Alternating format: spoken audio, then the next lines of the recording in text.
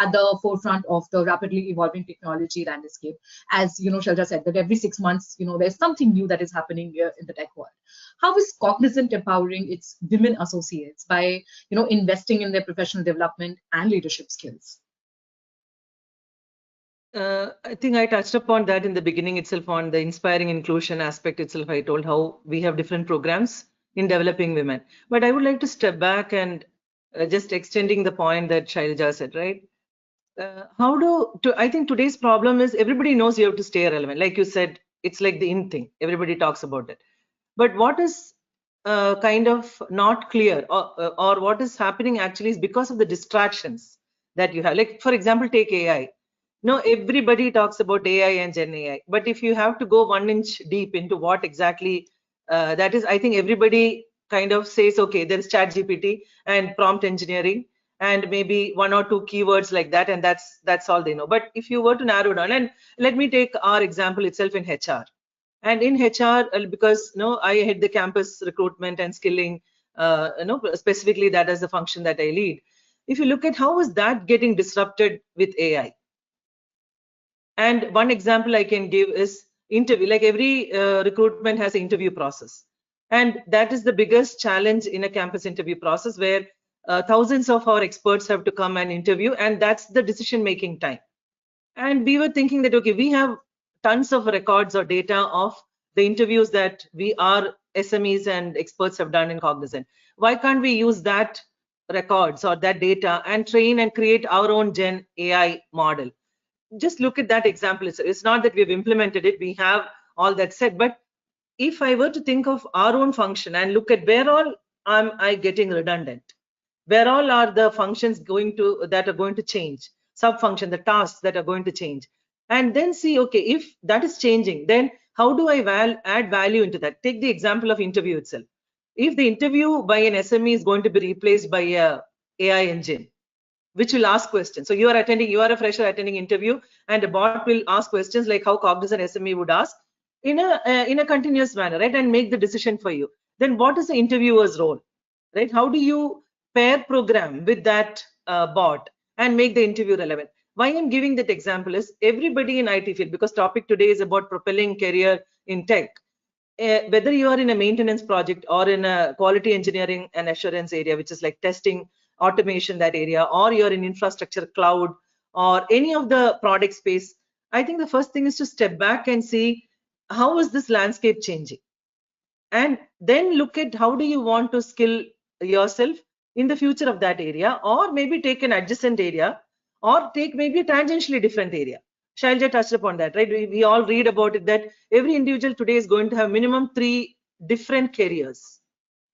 It means that you would start in technology, you might go to education industry after some time, or you might go to a retail industry, some other domain, or you might start something on your own and maybe come back to it. We don't know what all could change you through the course of 30-40 years.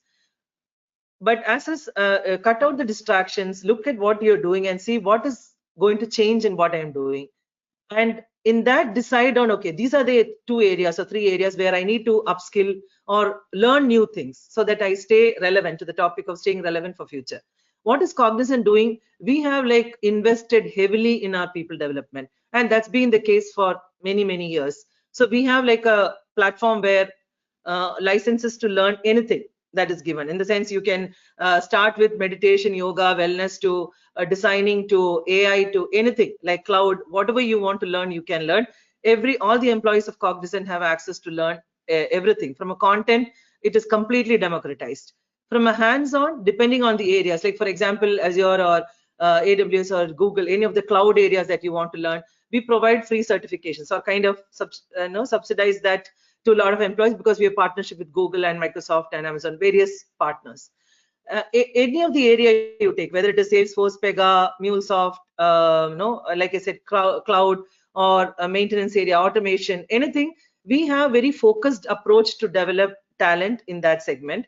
People have to aspire for it. So suppose I'm in cloud and I want to learn big data or anything related to analytics, you will have to apply for that. So we have like a talent marketplace model where you apply for that role and say that I'm now interested in this role, and then you can learn about it, or you should have got certification because you can learn on your own, and then move into the new roles if you're aspiring to. Specifically, women development is all about how do you pivot in your career. Now, like you say that, you should challenge yourself and move into new roles. So you're doing something for 3 years, 4 years, challenge yourself, move into another role. We ensure that, women kind of question that status quo and apply for that new roles, and we equip them in a very detailed way from a leadership development standpoint, right? So that they are like kind of bold and fearless to go ahead and conquer the world. Thanks, Maya. I think those were some great insights that you've shared of how the entire leadership building, I should emphasize, is being taken care of at Cognizant. Now, when we talk of all these things, staying relevant and looking after women, especially to give them that guidance, how they can build up their career, the prime objective is growth, right? That's all of us are looking at. Now, building a support network is vital for any professional growth. In what ways can women actually, especially in tech, can build and nurture a supportive community?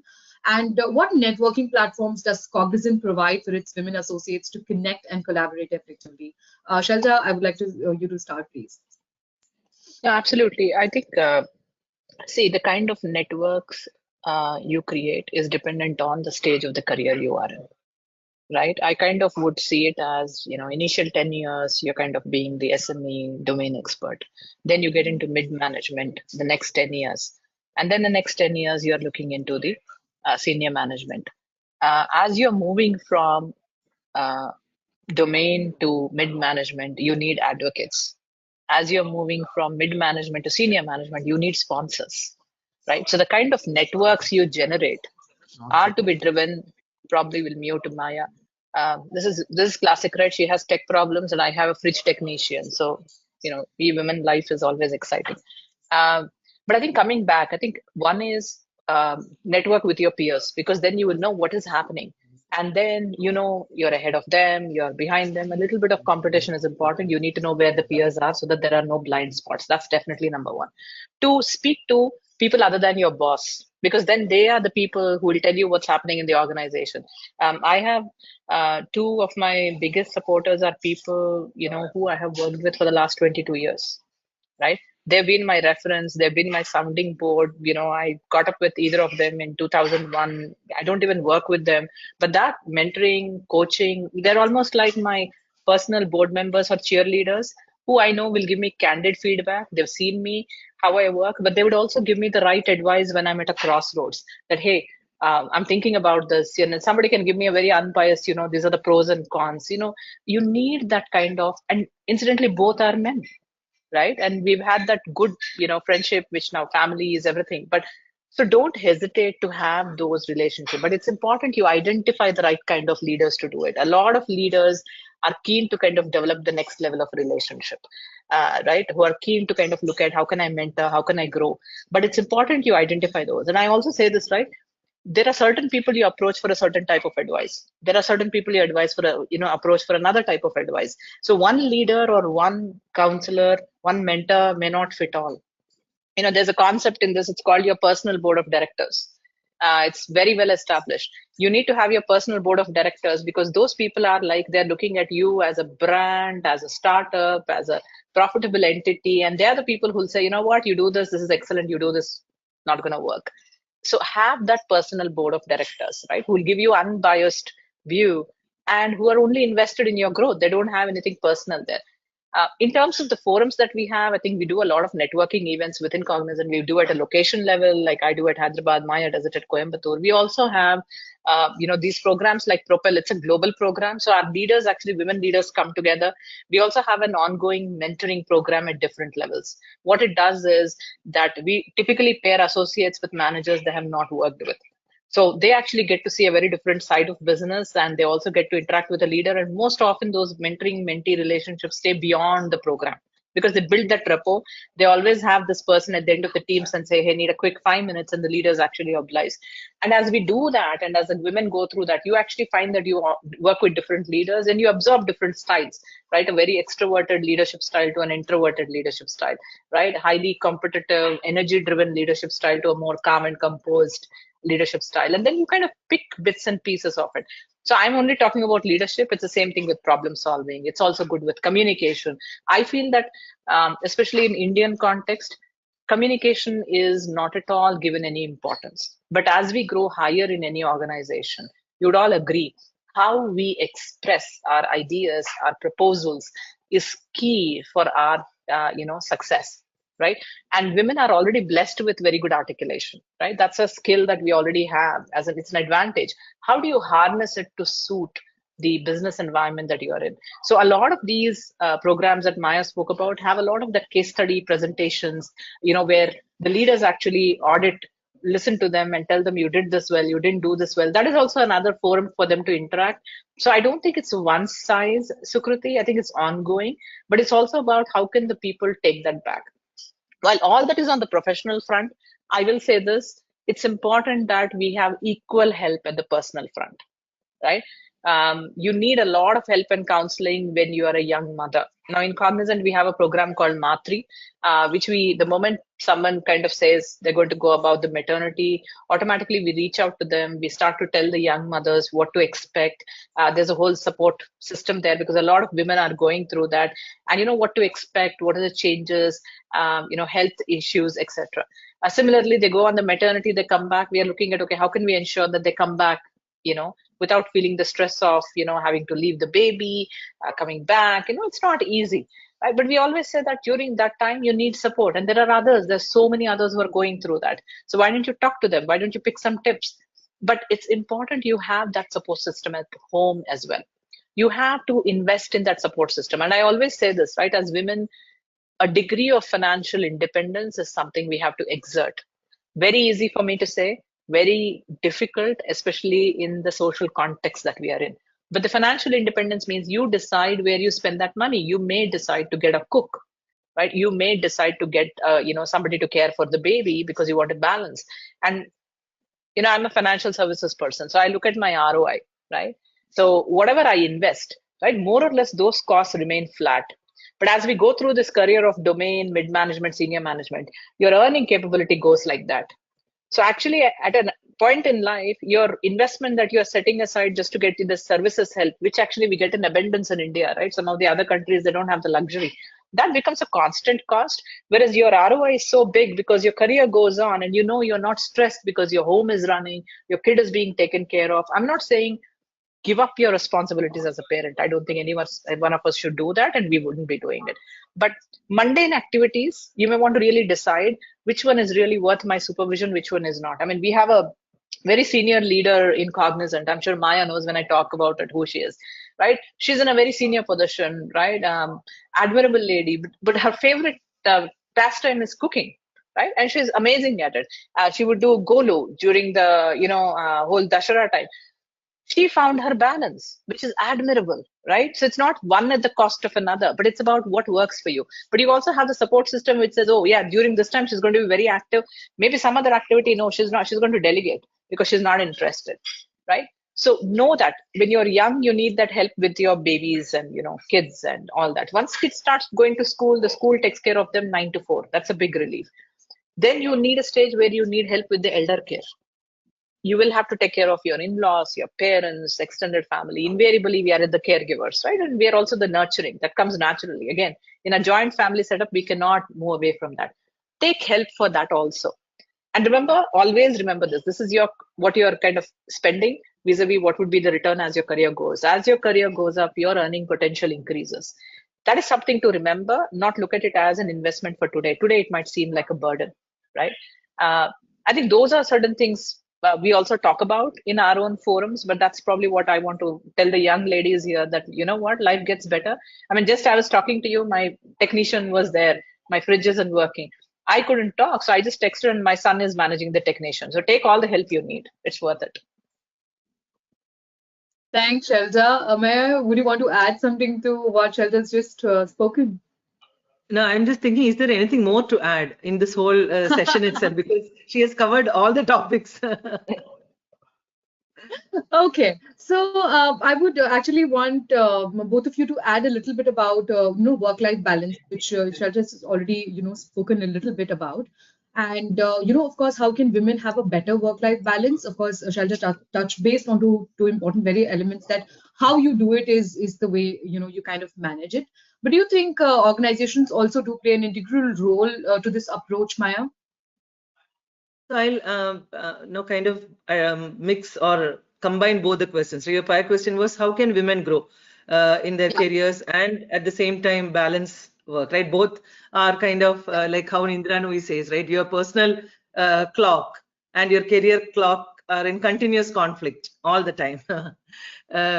So what I would say is, in what I've seen in Cognizant, right? When women enter, if you take the percentage of women that enter the career, you won't believe, 54% of fresher. I mean, in the entry level talent, the bottom part of pyramid, 50 to 54% are women.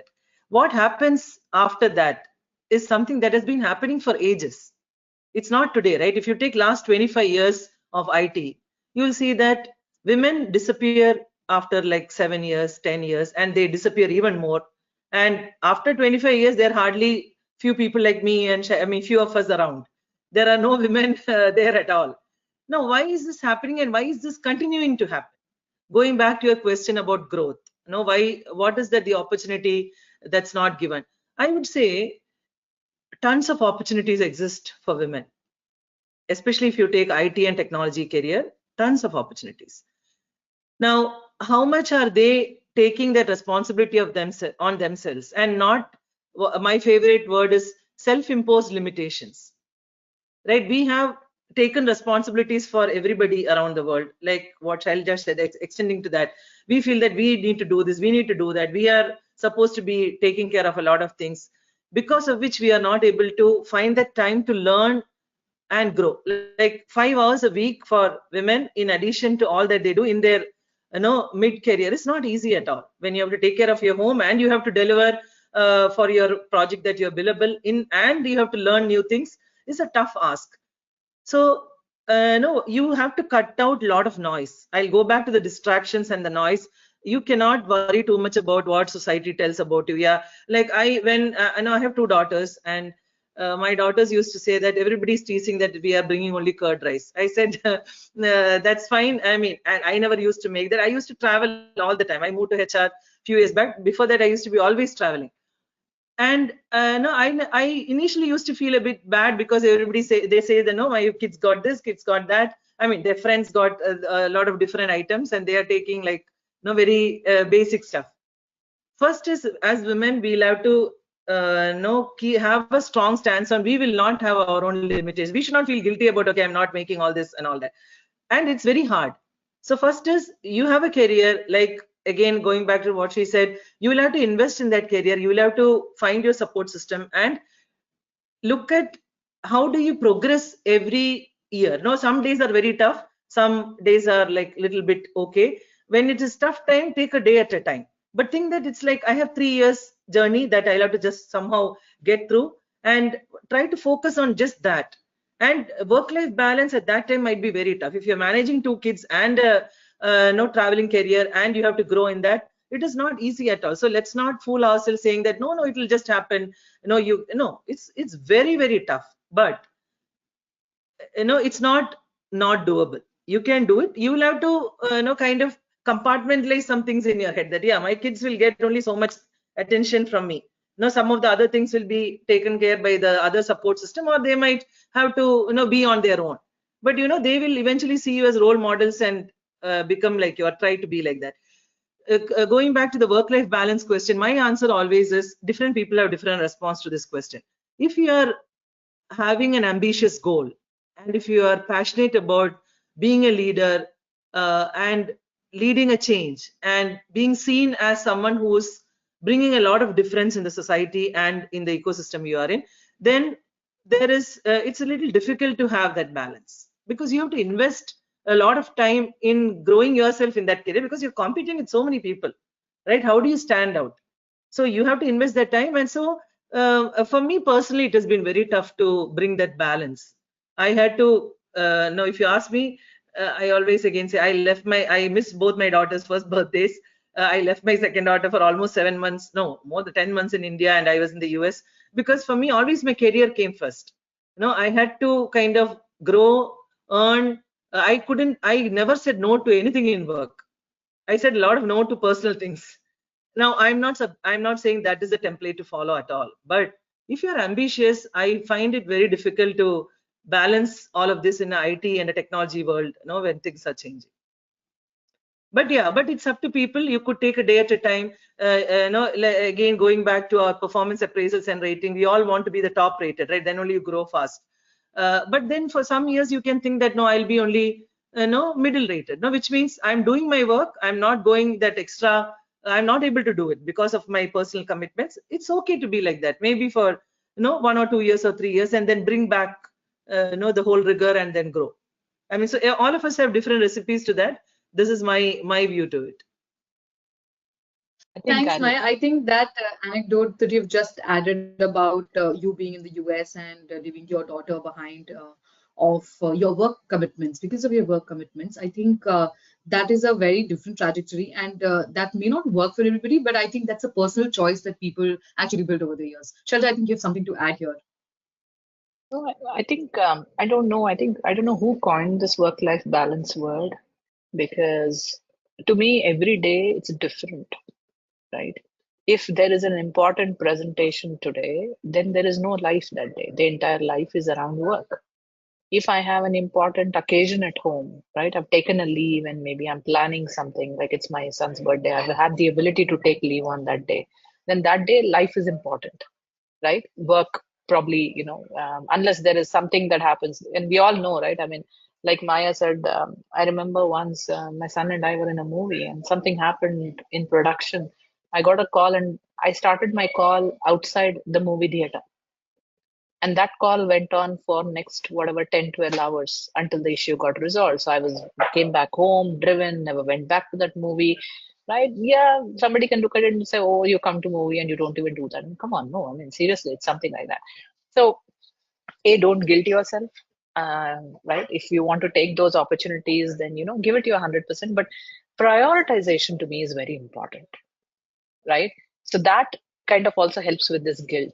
You need to know what is the priority, both at work, on personal front. There's certain times, even when your family thinks, enough is enough, you need to spend time with us, right? So don't get to that point. Then you want to really set aside. Respect your calendar, respect others' calendar.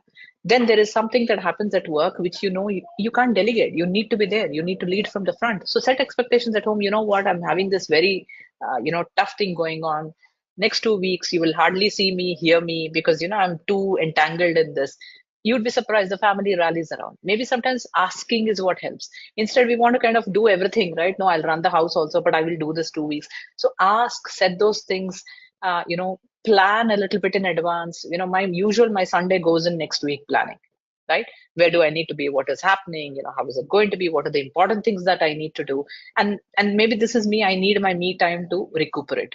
Maybe there's somebody who's highly extroverted who'd probably want to do a girls' night out to kind of recuperate. Figure out what that is. So in that work-life balance, do that me thing, because then you derive your energy. Then you can keep going at it, right? It's not easy, but planning helps. I don't know. If you're happy with the way you are, I think that to me is balance, right? So there's no one size fits all. And again, as I said, it depends. It depends on the role. It depends on the stage of life you're in. It depends on a lot of those circumstances, right? So we just can't say, oh, there's this quintessential work-life balance. I don't know where it is. I haven't seen it. After a long time, I have actually heard somebody quoting it this way, that there is no such thing called work-life balance, because I completely agree that every day you have a different thing to take care of. So you cannot be balancing and calling every day in a similar way, right? So thanks, Shalja, for that. Now, since both of you have spoken about how the entire growth and work-life balance and our upskilling and staying relevant, all these elements have been touch based, I would want to actually know from both of you that what has been actually the role of a mentor, or let's just say an ally, in your career trajectory, and how do you exactly lean in and support other women in tech, or maybe in your organization, or maybe in the industry altogether? Maya? Yeah, I think Shailaja spoke in detail. Like I said, in that question, she covered a lot of things, and she spoke about the mentor she has. See, I think today where we are in, no, if you were to think of women today, I mean, Shailaja and I have like come with, 20, 25 years of career that we have crossed. But I'm looking at women who are entering into careers, the girls who are joining the organization. If you were to think of mentorship for them and allyship for them, see, they are a very, very different generation. And because I lead the campus segment and interact with them all the time, a lot of things that we both are saying, I don't know whether they can even understand or relate with that. So let's think of what is that mentorship and allyship would mean to them. I would say they don't, for them their mentor is maybe Instagram. I don't know. I don't know whom do they consider as their no this like to, you won't believe this, huh? So today therapy and psychology, it's become common, right? My girls always say that we all need that therapy, we need that counseling. They are like a place to vent out, a kind of friend. I said, I mean, it's sometimes a little difficult for me to understand that. I mean, but that's a generation gap, you could say. So they were saying that for that psychiatry therapy, there is an app that they go to, and the app listens to you, and the app tells you what is your mood today and how should you deal with it. And I'm like, my God, an app can kind of really help you in this process. And in the night, so they were saying that their friends in the night, they keep it on, it seems, and then that app will kind of guide you to sleep or guide you to, okay, you've had these challenges. And to me, all this is Greek and Latin. So I'm now wondering, what is mentorship for them, coaching for them? Because we all know coaching in a certain way. And so again, I think it's all very far. They have the speed, the agility that in which they need information, right? So maybe a mentor, it is not like Shailaja has maybe 2 or 3 mentors she spoke about, right? And for different things, you go to different people. For me also, it's the same thing. I have 3 or 4 mentors who are like, they might not even know that they are kind of the true mentor for me, but I go to them. When something happens, you pick up the call and say that, okay, I'm like stuck. Tell me, am I doing the right thing? And they will say that, no, you're doing the most idiotic thing, but I will still go ahead and do what I want to do. So it's like a sounding board, but then we might do what we want. But for today's generation of women who are joining workforce, who are there, what is mentorship for them could be, someone that I mean, the globe, because they are in a global ecosystem. It's not about, they are not even maybe coming to office and seeing people, right? We all worked in an environment where we saw the people and we could kind of know that, okay, this is the person we could go to and talk. So for them, they'll have to look around and identify, maybe it's an app. If that's what works for them, then that's what it is.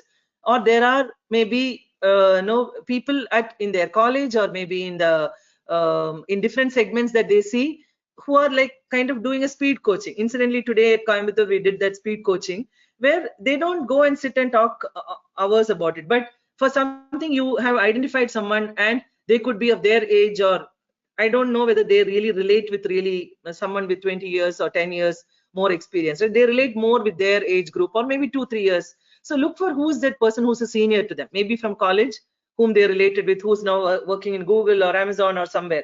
Again, going back to the technology, propelling your career in technology, identifying that mentor who's like in maybe 2-3 years or 5 years ahead of you in a different area. Keep in touch with them. Today's generation, again, everything is text based, right? Making a call to them and kind of being in touch very personally with them is very important. This text messaging with mentors, I don't know whether it will work. And in WhatsApp and texting, how much will you mentor? See, it's all when you listen and process and you feel that, okay, there is a connect that you're building. So build that personal rapport with someone. Maybe you know that somebody whom you are finding as your senior, that is a best step forward, and they need to invest in that. Today again, where do you invest your time? Because you're always glued into social media and your work and personal life, because all the young generation that comes in, they say that no, there is a personal life they want to enjoy.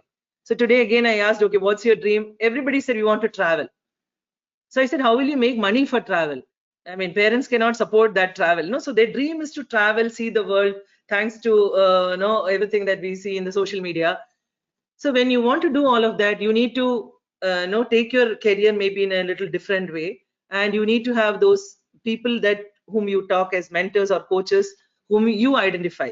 maybe I can, people like us may not be seen as a mentor, something, no, they'll have to recognize and figure out. So that's one thing I would say. Second, I just want to add a point related to some other question that you asked as well, is how do we support each other? Like, for example, I don't think there used to be times where no, women used to support so many women in a very vocal way. For example, I have a team and I have 20-member team, and suppose, and I have 15 women in that.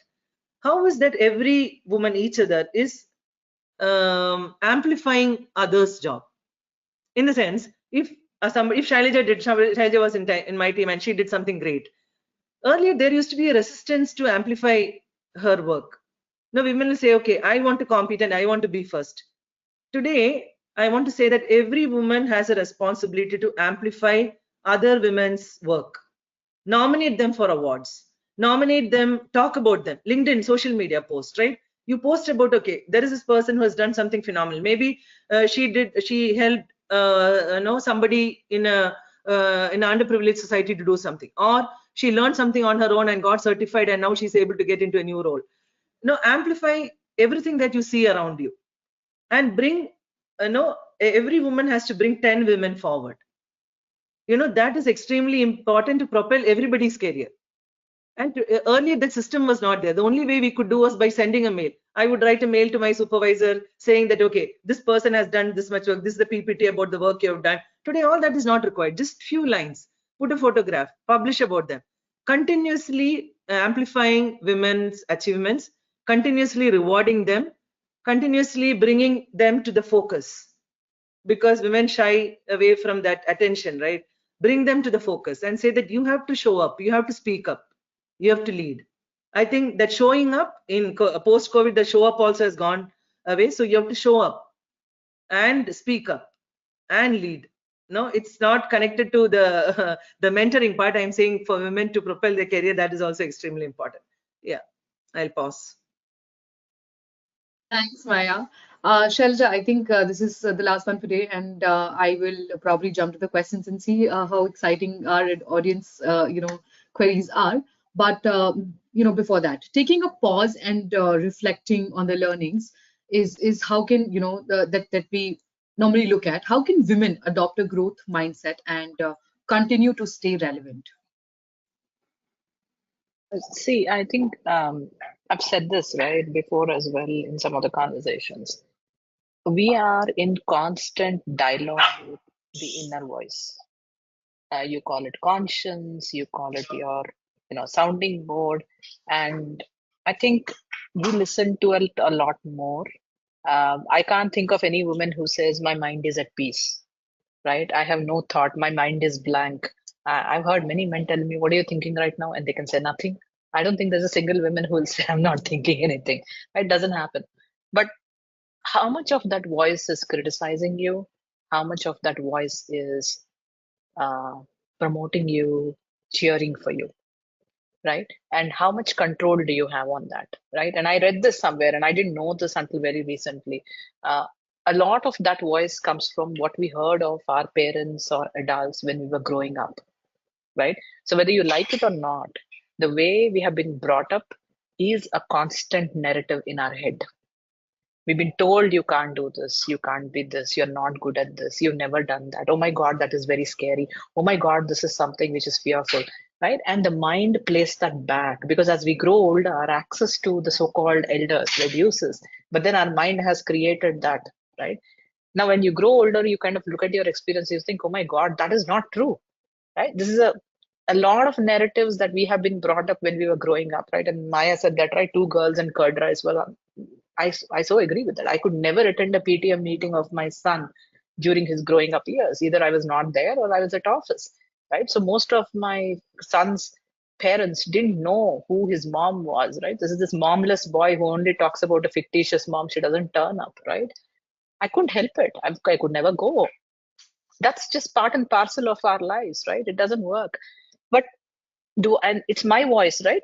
To me, my voice is the one which will tell me, oh my God, you're not a good mother, you couldn't even do this. Or the voice can say, you know what, I'm okay with it, right? Because I'm very busy, I've done very well, I'm kind of uh, so what is the voice you're going? So more and more build that positive voice. right? That's a first step with whether growth mindset, positive outlook, optimism, resilience, right? Maya spoke a lot about it. That makes you very sure of yourself. The other thing is, and I get this probably, maybe this generation, I admire their confidence, right? We are up to a certain stage in life, and I say that we are looking for external validation, external acceptance, right? Looking for, somebody to say, yeah, you're doing it right, you're in the right way, right? I think if we can just pivot that to, I'm very happy with who I am, right? I'm brilliant. Thank God I've got this thing rocking. Just that thought process would take a lot of stress out, right? We cannot be a people pleaser. In fact, as we grow older, it is far more difficult. You cannot be a people pleaser. You have your ways which are very set. Some like it, some don't. That's fine, right? If we can actually reduce that, and I know Maya touched on this, but we didn't delve, right? These are the distractions. If you can strip those distractions away, it gives you the clarity of thought, time, and the mental state to invest in yourself.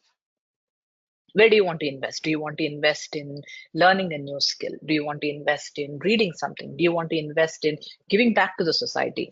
Do you want to invest in developing yourself at something? I've known so many people during the COVID, right? They picked up executive management courses. The time that people got, I've seen so many of them did the degrees. I've seen just recently a very senior leader, she went back to Harvard to pursue a PhD. She's probably, same league like Maya, me, right? In her, almost reaching a half decade. And she said, finally, I'm going to Harvard. Bye, see you. I'm like, wow, man, I'm so inspired by you. But you have to kind of do that, what works for you, and not feel guilty about it, not think this is not the time for it. I'm too old for this. I'm too young for this. All that doesn't really help. And the clarity of thought, so difficult, right? So whatever gives you that clarity of thought, mindfulness, helps you clean your head. You need to practice that. I don't know, is it cooking? Is it driving? Is it painting? Is it stitching? Is it gardening? Spend some time on that, and that will then clear up. I can tell you a lot of the best ideas I got was early in the morning. After a good night's sleep, I'm up, and I would have a problem that I'm trying to solve. I can't find a solution. And in the morning, there's something that comes and you think, oh my God, I didn't think about that, right? But just to have that mindset is so important. And I feel in today's life, that is not there, because statistically, apparently across the world, all of us spend 2.5 hours on an average on social media. Countries like Philippines spend 4 hours. We spend 2.5 hours. So what are you doing on the 2.5 hours? You're just scrolling through reels. This finger will kind of fall off, I think, in the next generation with what people do. So can we stop? Maybe delete those apps. You don't need them on the phone. When you want to do it, go onto an iPad or something, log into that. Spend that time doing something else. You'd be surprised. Or do nothing. That also is very good, because when you think you're not doing anything, your mind is at its best. So I think we have to manage ourselves. We are anyway managing everybody around us, right? Everybody is dependent on you. Your kids are dependent on you. Your spouse is dependent on you. Your parents are dependent on you. Your siblings are dependent on you. So who's taking care of you? If you take care of yourself, this is like that oxygen mask in flight, right? You first put oxygen on you, then you can put oxygen on everybody else. But if you don't take care of yourself, you'll start to burn out. And when you're in that burnout situation, your mind is wrong, your decision making is wrong, you're more pessimism, you're tired, you're irritated, you're not at your best. So look at that. Then you can look at, okay, who do I network with, who do I mentor with? You can strategize. For you to strategize, you need that little bit of a time and peace. That's probably my ask of people. Just create that space for yourself. And every day when you get up in the morning, you need to kind of stand there and think, I'm bloody awesome. Start the day that way. I think that will take all of us a very long way. Don't listen to anybody who says you're not good enough or anything like that. That's just nonsense. You're really worth it. I love that tagline, and absolutely we should start the day that way every day. Thanks, Shelja. I think that will give all of us, all the women out there, a lot of confidence to kickstart our day in the most exotic and the most, I should say, confident manner. Thank you for that. I will just quickly check for the queries that our audience have just dropped in. Okay, so I have a question from Neha. She says that she's left job with a good investment bank, as she has 3-year-old kid, and I was unable to handle pressure and deal with numerous work and house responsibilities. After taking a few months off, I realized that the days are going to pass in the same busy way, even if I'm not working.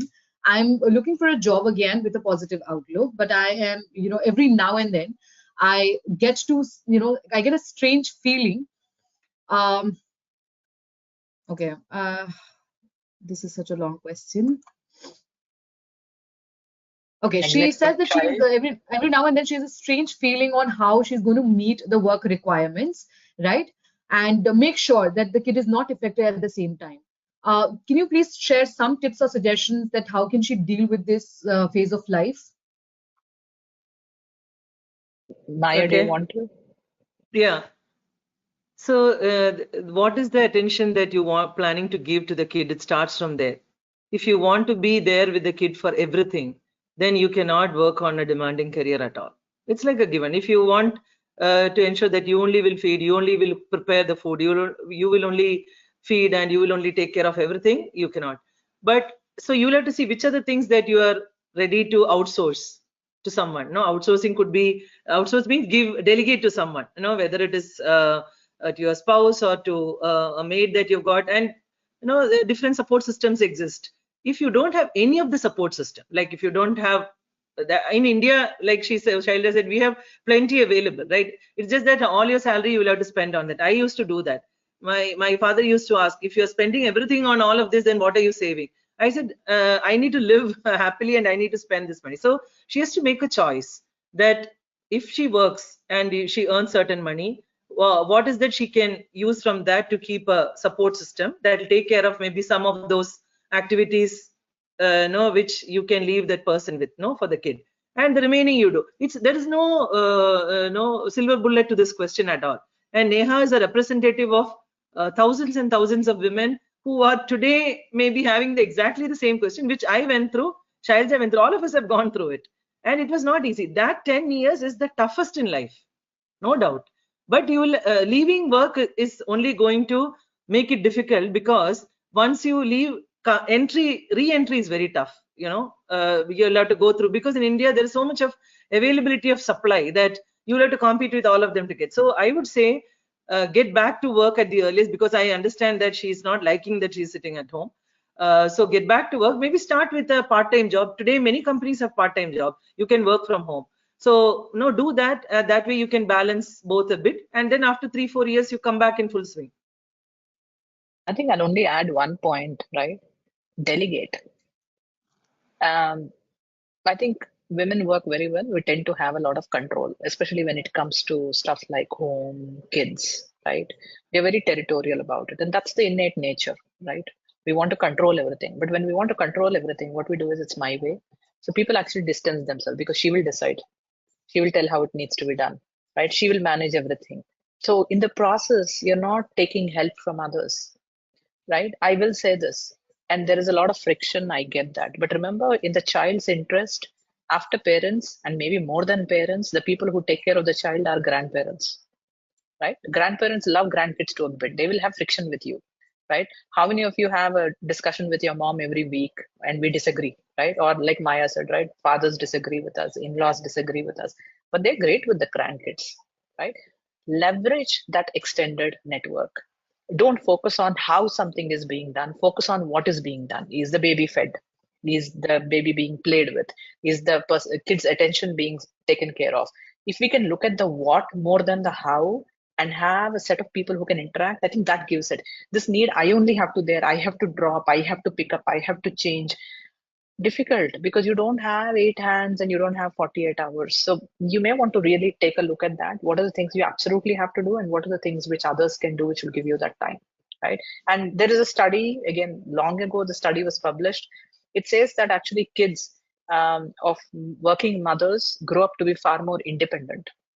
There's another study which also said that the negotiation skills, salary negotiation skills, and the starting salary of especially girls who have seen working mothers are higher than girls who have come from a homemaking mother. This is a statistical study, right? So those who see the mom, they're like, oh my God, I already have a role model, so I'm far better at negotiation, what I deserve when I get into the workspace. So those are the positives of it.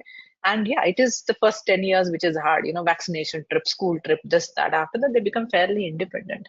you work for 30, 35 years these days. I think now we'll work for 40 years. Out of the 40 years, 10 years, if you can manage, 30 years is going to be great.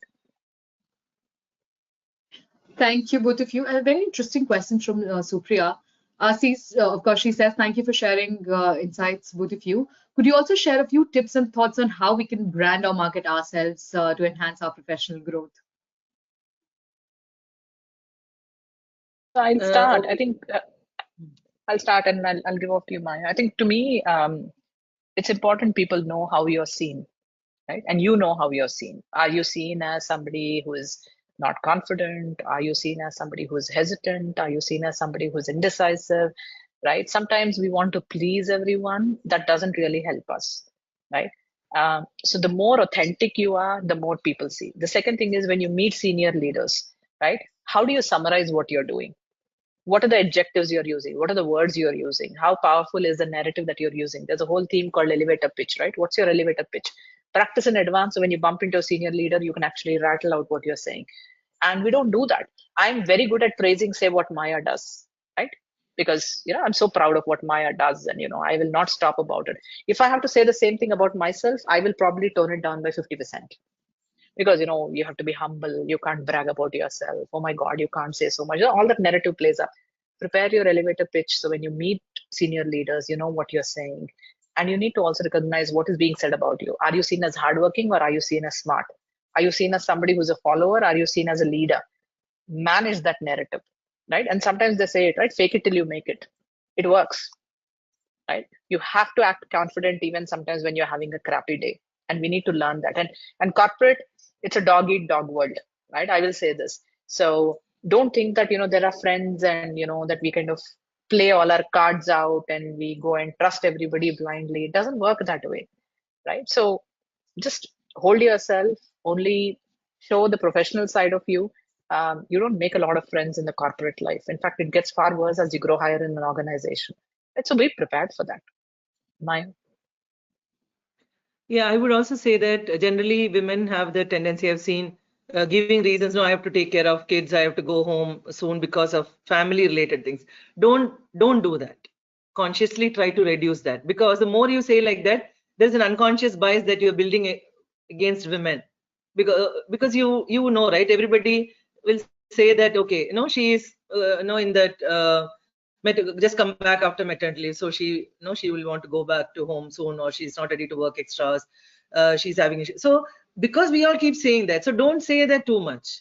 You manage that part, and if you have to take leave, yeah, you take leave, saying that you have to take leave. You don't have to get that sympathy from others by putting your personal problems in front. Women generally tend, so stop doing that is one thing I would say. So to build everything, like Shailja said, you have to be conscious that you have to put that extra effort to build your brand in an ecosystem. Compared to other people, you have to put that extra effort. You have to speak about what you have done. If there are 10 people in the room and 9 are men and you are the only woman, you have to find this situation to speak up, because you are never going to be given a chance. I think that we all are, they will have enough topics, so you have to make yourself heard. So find something to talk about it. I do that all the time, because otherwise you will never get an opportunity. So build a brand by consciously being aware that you're standing up for 10 other women, and speak up for yourself whenever the opportunity comes. Yeah. Thank you. And in the interest of time, I think we will have to wrap up our conversation. Although our chat window is flooding with questions, I think we'll have to probably answer them, and may both of you answer via emails or maybe an interview that we do. But thank you, Shelja. Thank you, Maya, for being a part of this wonderful, wonderful conversation and sharing your narratives and your experiences for our women leaders out here. I think we have had a great time discussing and talking about covering each of the details that is relevant and that is important for women, no matter in tech or in whatever domain it has to be, right? Thank you so much for your time, and lovely audience. Thank you so much for being here and listening to all of us and taking our tips. I'm sure whatever our two superwomen have shared today, according to their journeys, will be some way or the other helpful to you in terms of when it comes to professional growth or career that you may look at. Shelja, Maya, thank you so much once again for being here with us. Thank you so much. Thanks for the opportunity, and wishing all of you a fantastic Women's Day, not just today, but every day. Thanks, Thank Sukriti. you. Same. Wish everybody a happy Women's Day. Like today, my first message was that every day is a Women's Day for us. So don't wish me for this day. That is how my day started. So yeah. Thank you. Thanks for Absolutely. the opportunity. Thank you. Thank you so much. Thanks. Thank you, everyone. Please stay tuned to TechGeek for more such webinars and discussions. This is Sukriti signing off. Thank you. Thank you. Bye, Thank Shalja. you.